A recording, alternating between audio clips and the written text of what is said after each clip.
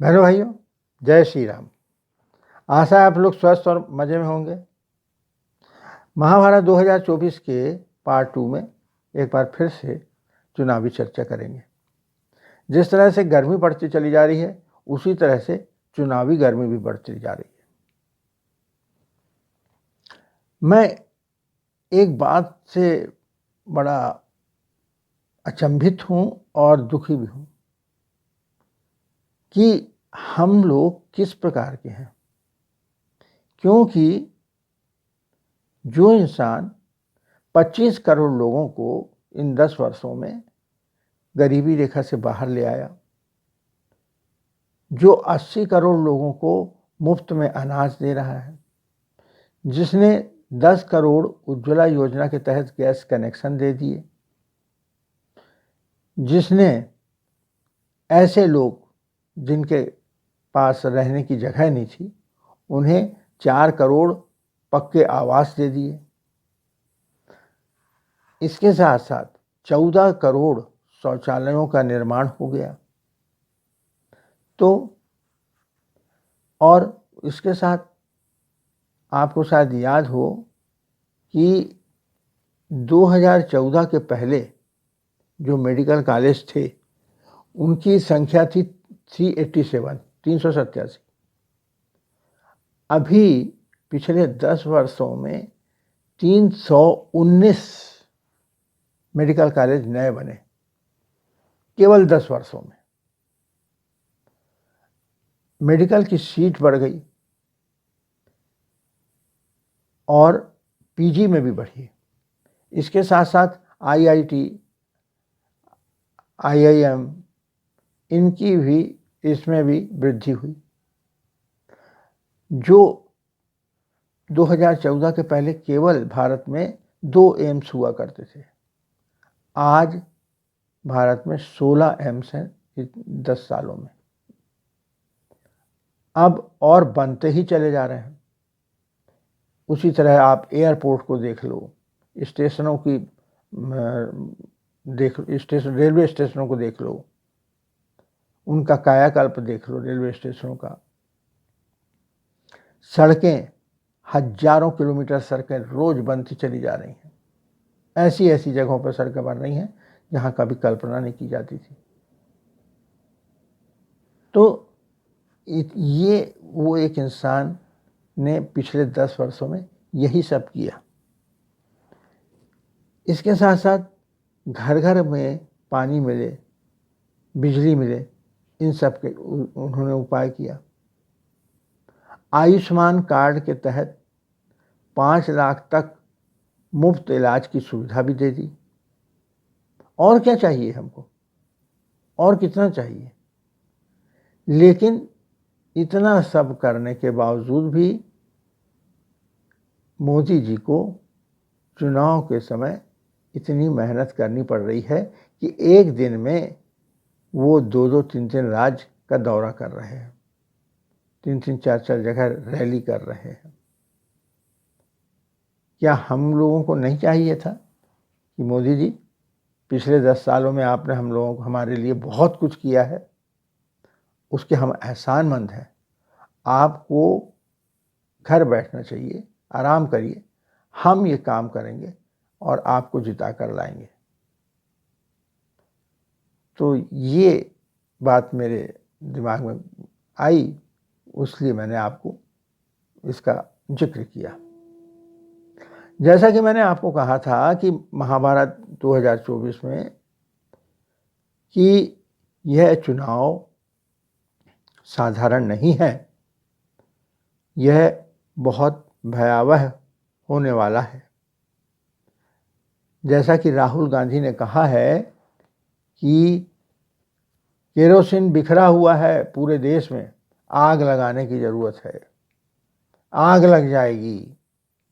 वो इस तरह से बात बोल के अपनी बातों को साबित करने की कोशिश कर रहे हैं। क्या मतलब होता है ये आग लग जाएगी और आग लगाने का? तो मैंने आपको कहा था कि इन सबको दूरदर्शिता से मोदी जी ने देखते हुए काफ़ी इंतजाम पहले ही कर लिए हैं। उनको मालूम था कि ये लोग क्या कर सकते हैं और इनके आका जो बाहर विदेशी हैं वो क्या कर सकते हैं, उनको किस तरह से कंट्रोल किया जाए और घर में किस तरह से कंट्रोल किया जाए। इन सब का उपाय तो उन्होंने कर लिया है, मगर मैंने आपसे एक आशंका जाहिर की थी कि एक बात है जिसमें ये लोग गड़बड़ कर सकते हैं, वो है टेक्नोलॉजी के तहत, और वो आशंका बिल्कुल सही निकली। उन्होंने फेक वीडियो बनाया हमारे गृह मंत्री अमित शाह जी का, जिसमें वो आरक्षण को ख़त्म करने की बात कर रहे हैं। तो ये टेक्नोलॉजी का दुरुपयोग उन्होंने किया। तो इस तरह की ये तो अभी शुरुआत है, और भी देखिए आप ये क्या क्या जुगत जमाते हैं। इसके साथ ही आपको मैंने जो कहा था कि हिंसा वाली बात और बाहरी देशों वाली बात, कि बाहरी देश किस तरह से इस चुनाव में बाधक बनने की कोशिश करेंगे इनको मदद पहुंचाने के लिए, वो भी साफ साफ दिखाई आने लगी है। आपको बंगाल का बताऊं, आपको मालूम होगा कि बंगाल में एनएसए ने छापा मार के भारी मात्रा में देसी और विदेशी हथियार पकड़े। तो ये हथियार क्या चुनाव में काम आने वाले थे? जी हाँ, बिल्कुल, और काहे के लिए थे। उसी तरह से अभी शायद और भी कहीं छापे पड़े तो इस तरह की चीज़ें मिल सकती हैं। इसके साथ साथ अभी आपको ताज़ी घटना है कि बम होने की धमकी दी गई स्कूल में। यद्यपि वो झूठी निकली धमकी, लेकिन उसके कारण अव्यवस्था हुई, बच्चों के मन में भय पैदा हुआ, बच्चों के माँ बाप के मन में भय पैदा हुआ। तो जो बम ब्लास्ट पिछले 10 वर्षों में टोटली बंद हो चुके थे, लोगों में सुरक्षा का भाव जागृत हो गया था, उसको तोड़ने की नीयत से ये हरकत की गई। और किसने की गई? ऐसा कहा जा रहा है कि ये हरकत पाकिस्तान से हुई है, क्योंकि पाकिस्तान तो इनके आका है ना। याद है ना आपको मणिशंकर अय्यर जो जाके वहाँ कह रहा था कि भाईजान मोदी को हटाने के लिए कुछ मदद कीजिए ना, आप कुछ मदद कीजिए ना, गिड़गिड़ा रहा था ना वो। तो ये अभी भी नहीं गए होंगे, ऐसी उम्मीद नहीं है। पाकिस्तान, चीन, ये सब इनके आका हैं, क्योंकि चीन के साथ तो उन्होंने एमओयू किया है, एग्रीमेंट किया है, गुप्त एग्रीमेंट, माँ बेटे ने बताते भी नहीं है कि किस लिए किया है, कि भाई लद्दाख हम तुमको दे देंगे, अरुणाचल प्रदेश हम तुमको दे देंगे, या नॉर्थ ईस्ट आप ले लेना, इसके लिए ऐसी हरकत। तो विदेशी तो ये चाहते हैं कि कोई लल्लू पंजू हमारा प्रधानमंत्री बने, जो जी हुजूर, जी माई बाप ऐसा करके खड़ा रहे और जैसा वो चाहे वैसा नाचे। मोदी जी के रहते ये सब नहीं हो पा रहा है और भारत आगे बढ़ता चला जा रहा है।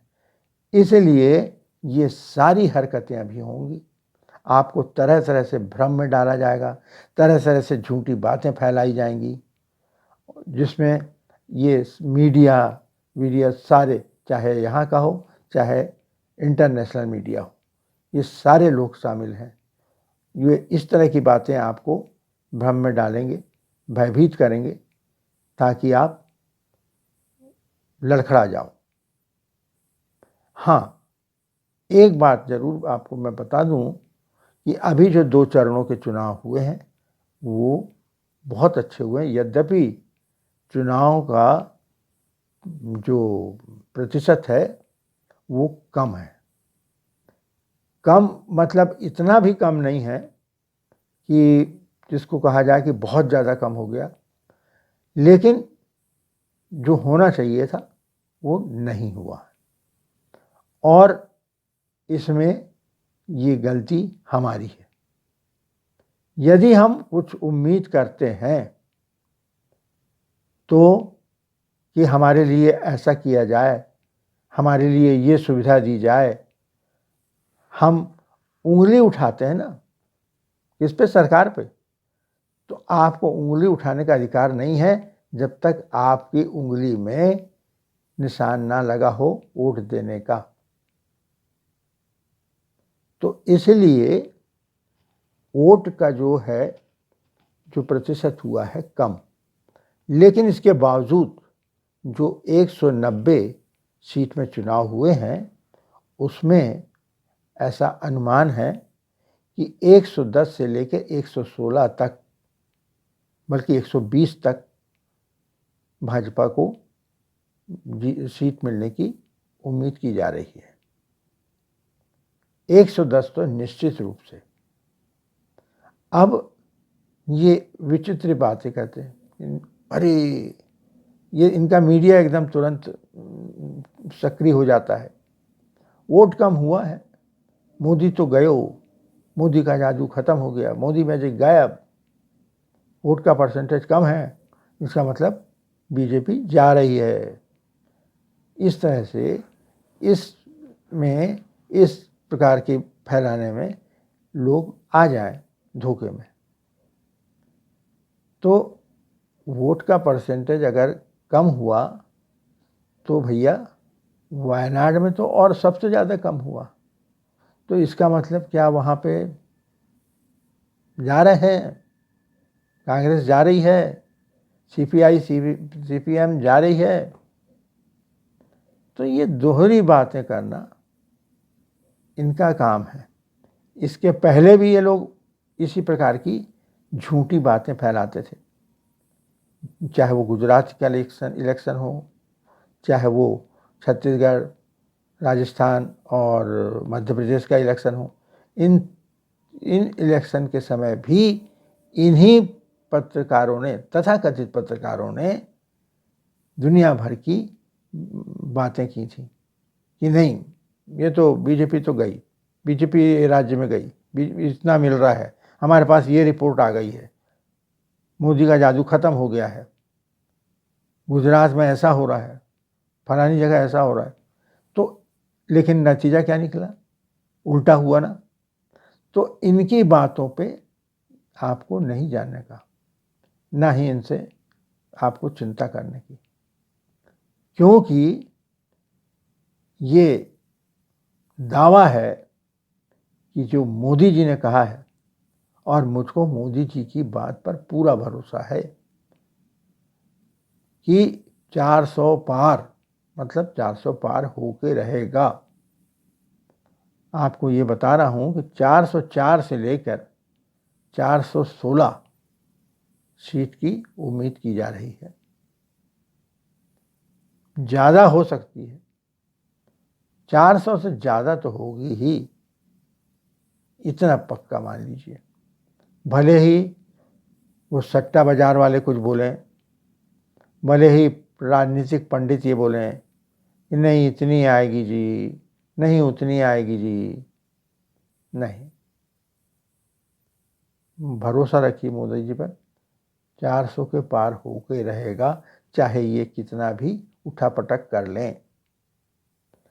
अब इनके पास कोई मुद्दे तो है नहीं, तो झूठी बातें फैलाना कि संविधान बदल देंगे, संविधान खत्म हो जाएगा, लोकतंत्र खत्म हो जाएगा, चुनाव नहीं होंगे।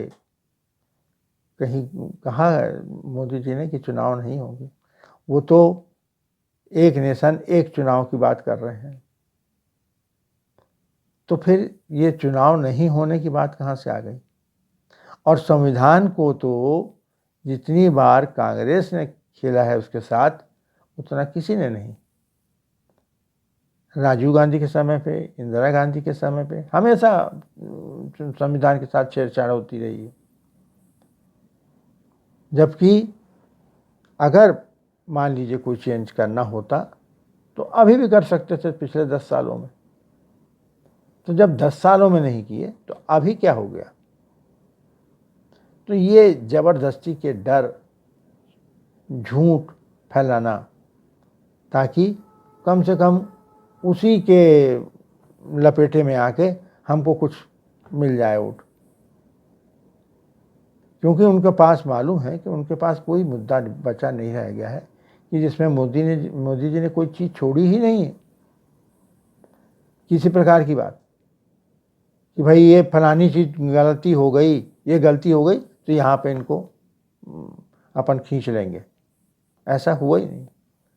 वो तैयारी कर करके आते हैं बेचारे, 6-6 महीना तैयारी करते हैं कि मोदी जी के लिए ये पूरा प्लान जमाते हैं और उसको मोदी जी चुटकी बजाते ख़त्म कर देते हैं। कितना नहीं बार उठा पटक किया है, कभी राफेल के बहाने, तो कभी वो डोकलाम के बहाने, तो कभी किसी के नाम से झूठी बातें बोलना, और हर बार ये लोग मुंह की खाते हैं। लेकिन इसमें एक बात ध्यान रखने की बहुत ज़रूरी है, ये जरूर कह रहे हैं कि 400 पार होगा, मगर ये तभी होगा जब आप लोग इसमें सहयोगी बनोगे तब। और सहयोगी कैसे बनोगे? जब आप जाके वहाँ वोट दोगे। क्योंकि अभी जो मतदान का प्रतिशत कम हुआ है उसमें बहुतेरे ऐसे लोग हैं जो लोग छुट्टी मनाने के लिए कि शुक्रवार शनिवार इतवार छुट्टी है, चलो हम पिकनिक मनाने निकल चलते हैं, हिल स्टेशन चले जाते हैं, पूरी के पूरा परिवार निकल के चला गया। तो ये लोग सच में कहा जाए तो देश के गद्दार हैं। आप किसी को भी वोट दो, मगर लोकतंत्र की जो आपकी अनिवार्य आवश्यकता है उसको आप पूरा करो। आपका ये कर्तव्य बनता है कि आप वोट दो, अपने साथ दूसरों को भी ले जाइए। क्योंकि याद रखिए, इसी तरह से अटल बिहारी वाजपेयी जी के चुनाव के समय जब उन्होंने शाइनिंग इंडिया का नारा दिया था, उस समय यही हुआ था। लोगों ने क्या कहा, वाजपेयी जी तो आएंगे, बीजेपी तो जीत रही है, और लोग वोट देने नहीं गए। नतीजा क्या निकला? हार देखनी पड़ी। तो इसलिए यदि आप थोड़ा सा भी चाहते हैं कि अभी जो काम चल रहे हैं वो इसी तरह चलते रहें, भारत आगे प्रगति करता रहे, भारत का नाम बढ़ता रहे, आज 5वीं अर्थव्यवस्था बन गया है, कल के रोज 30वीं आर्थिक शक्ति बने, तो आपको घर से निकलना है, वोट देना है। ये तभी संभव हो पाएगा। अन्यथा घर बैठे ऐसे आप बोलो कि नहीं सब काम कर लेंगे मोदी जी, तो भाई मोदी जी तो कर रहे हैं, मोदी जी तो बिना रुके बिना थके काम कर रहे हैं, तो आपका भी तो फर्ज बनता है कि आप भी जाइए। भाई जिसने राम मंदिर, जो सनातनियों का बहुप्रतीक्षित सपना था, उसको पूरा किया, तो लोगों ने कहा नहीं अब तो मोदी जी को कोई नहीं हरा सकता। तो मोदी जी को नहीं हरा सकते तो भैया वोट देने जाओ ना, तब तो होगा। आपसे यही उम्मीद है कि आप अपना वोट जरूर दीजिए। आज हम यहीं रुकते हैं, आगे और भी मनोरंजक वीडियो लाता रहूँगा। तब तक के लिए धन्यवाद। जय श्री राम। और कृपया आप लाइक, शेयर और सब्सक्राइब जरूर करें। बहुत बहुत धन्यवाद। जय श्री राम।